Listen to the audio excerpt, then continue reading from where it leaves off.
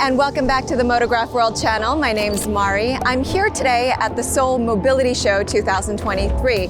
After opening for about 1.5 years since its last open, I'm here to tell you all the highlights. Let's take a look.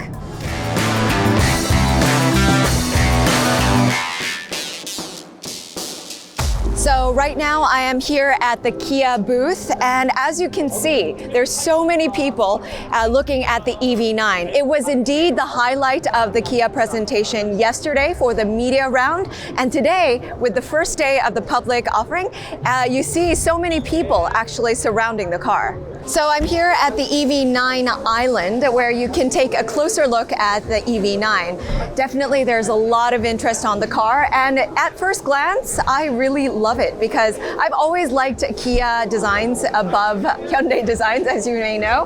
But even with the face, it's a completely different look, and it doesn't remind you of anything, which is something that I really admire. And the lights, of course, are some of the highlights that they have shown in the design briefing. And the front face is just a little bit bold and quite has a lot of presence as well. Let's take a look inside as well. So now I'm in the driver's seat, and you can see that there's a lot of details that you've actually seen from most Kia and Hyundai models. You see the extended screen from the driver as well as onto the passenger, and they're connected. As for the steering wheel, it's a bit bigger than usual, and you see a big block of the Kia logo in the center. I also noticed that the center console here has a wide gap in between, and you have much more space to store your things down below as well.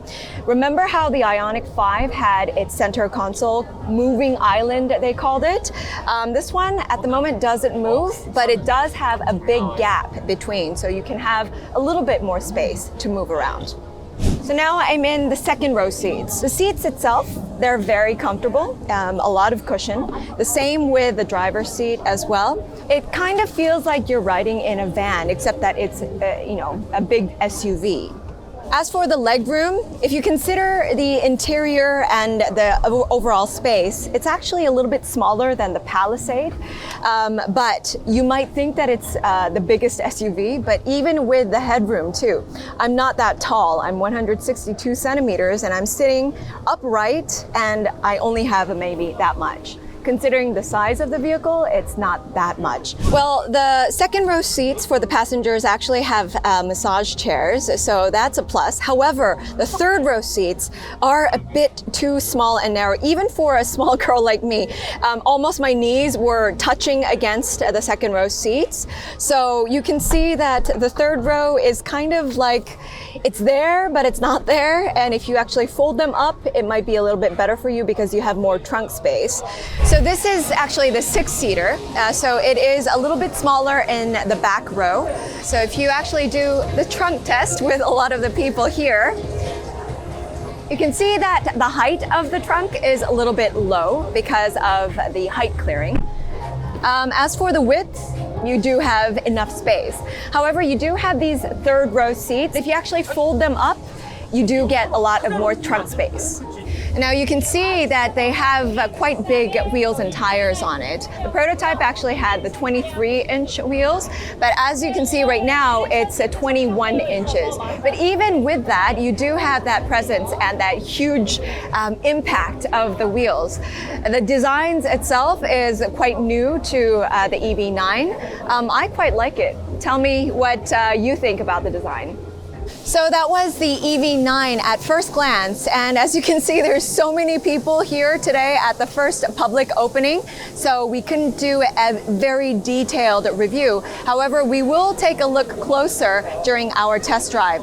So now I'm at the Mercedes-Benz booth, and on the forefront they have all of their EQ lineups with the EV vehicles and some special models, especially the reinvention of the SL model. It's in blue today. Yesterday it was in red. If you look at the side profile, it's become so much more sportier and younger. I think that that was a big decision on their part, and you can see that the younger generation are responding to it. The SL had been for a long time without much change, and I think that this time it was a radical design change as well as the technology change. So this is the Project Maybach by Virgil Abloh, very distinctive of Virgil Abloh's designs. Maybach is trying out new different collaborations, and you can see the two-tone that has been adapted. On this side you have the Project Maybach, but on the right side you also have the Virgil Abloh edition of the Mercedes-Maybach S680. Not only the Virgil Abloh edition, but also they're doing a collaboration with Moncler design house. And as you can see, you can't actually ride this car, but it is an art piece that they have worked on. And you can see that the wheels as well as parts of the car have been padded with the Moncler padding. And now right next to the Mercedes-Benz, you have the Hyundai booth. Of course, because it's a domestic show, you have the biggest booth for Hyundai, and it's kind of like more of a lifestyle brand booth. So let's take a walk inside. And now first, the Avante. And the biggest differences for this new Avante is that the bumper has changed. That actually changes the full face of the car, which actually makes it look a little bit more grouchy for me. It looks a bit more aggressive compared to the previous generation. And also there's a slight design change to the back end diffuser. And so let's take a look at the back. Compared to the previous version, you do see some changes back down here. Apart from that, not many changes have been made. However, for me at first glance, it kind of looked like the car was elongated. Maybe it was because of the bumper effect. I don't know. So overall, not much change has been made apart from those design features that we just mentioned. But inside with the interior as well as the technology, some of the functions and features have been upgraded. So we will be able to test that out on the road for the test drive. So now I'm in front of the Sonata, and I believe that you see a lot of the similarities with the Grandeur as well as the Staria. You do have that clamshell bonnet and then that straight line that goes through, which is probably distinctive of the Staria and the Grandeur. Personally, I liked the new design for the Grandeur, so I'm also on board with the Sonata design. So now we're at the back of the car. This time around, it's almost a full change, but just in terms of design. So it is a facelift, but most of the changes have been made in the aesthetic part of the car. As for this model, the two displays are connected. However, there is a slight curve, and you do have this fingerprint recognition, which you can also see on the Ioniq models and some other Hyundai models as well. So some technological upgrades have been made, but most of the big changes are really about the design of the car. And now you have the N-Line model. In fact, the N-Line was just exclusively for those who actually opted for the 2.5 turbo engine. However, now it's become a package that you can add on for any models of any type of car. So you do have the N-Line for the Sonata right next to me. And now the N-Line is a much more sportier package for the Sonata. And as you can see, you do have some sportier features. Also, the exhaust pipes on both ends are visible on the N-Line. And of course, we can't leave out the Kona Electric. Once again, the Kona's design has also changed along to fit the face of the family. The straight line that you see for the lights is also distinctive of the Grandeur, the Staria, as well as the Sonata, and now the Kona. So now I'm here at the KG Mobility booth. You might think, what's KG Mobility? Well, it's actually a new name change for the brand Ssangyong. And Ssangyong Motors had declared during the presentation, please do not call us Ssangyong anymore. Our name is officially KG Mobility. A little bit awkward still, but we are here at the KG Mobility booth where they have about 3 different concept cars and some variations of the Taurus. And now, not a lot of people actually might know the Taurus. So this is actually what the Taurus looks like. The one that is currently selling at the moment. And the EV version, you'll be able to see right behind me, is this one. It actually looks a little bit different in some aspects. For me, I kind of think that it looks a little bit too gimmicky, but the EV is on display. So now behind me is a variation of the Taurus that has been transformed into a pickup truck. And as you can see, it holds a lot of bicycles. You could put on heavier loads like the motorcycles. And on the bonnet of the car, you can actually see a rail. This was actually first done by the Bronco with the Picatinny rails. However, for the Taurus, they have installed it outside so that you can install, GoPros, cameras, or other gadgets for the off-road setting if you would like to record your drive. Now this is the concept car F100. What do you think of the concept car? Because at first glance, I kind of thought of a specific model that's already out on the streets. Can you guess what I'm thinking?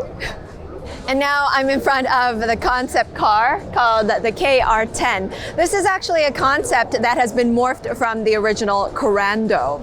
And now for those of you who aren't really familiar with Ssangyong and Corando, it's actually a combination of Korea can do. I didn't know that. So let's see if the KR10 will be actually the model for Korea can do.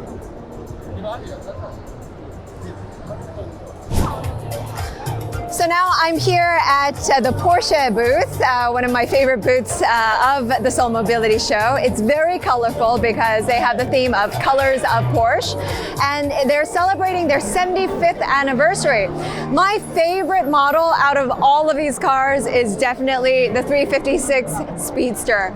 You can't get it anywhere in Korea, but here it's on display.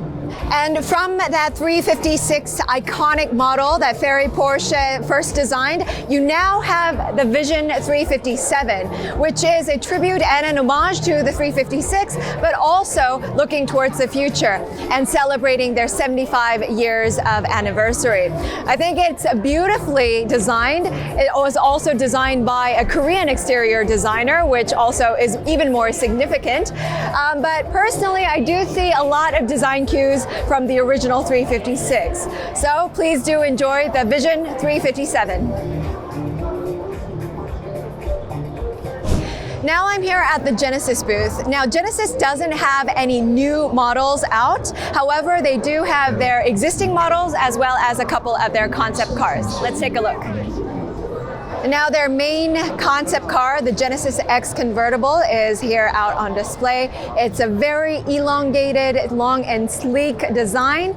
And as you can see, there's a lot of interest on the convertible. But tell us, if this is actually out, will you want to buy it?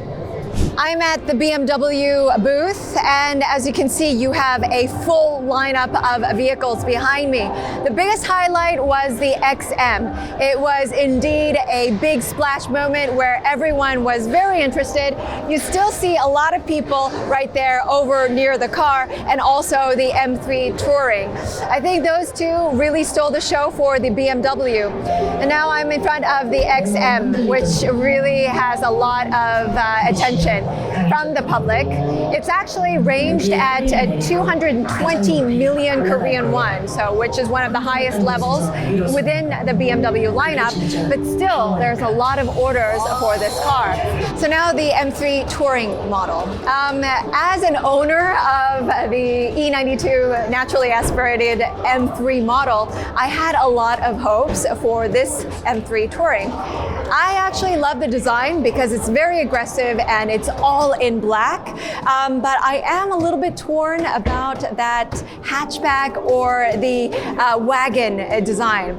In Korea, not a lot of people really like the wagon design. However, for this M3, maybe it could work. And of course, it's an M model, an M3. So I'm curious to know how it actually drives on the road as well.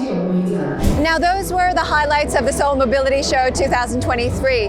There weren't that many booths open, especially the brands. However, they were quite sizable. So I hope you enjoyed the review, and tell us down your comments down below. So with that, I say goodbye and see you next time.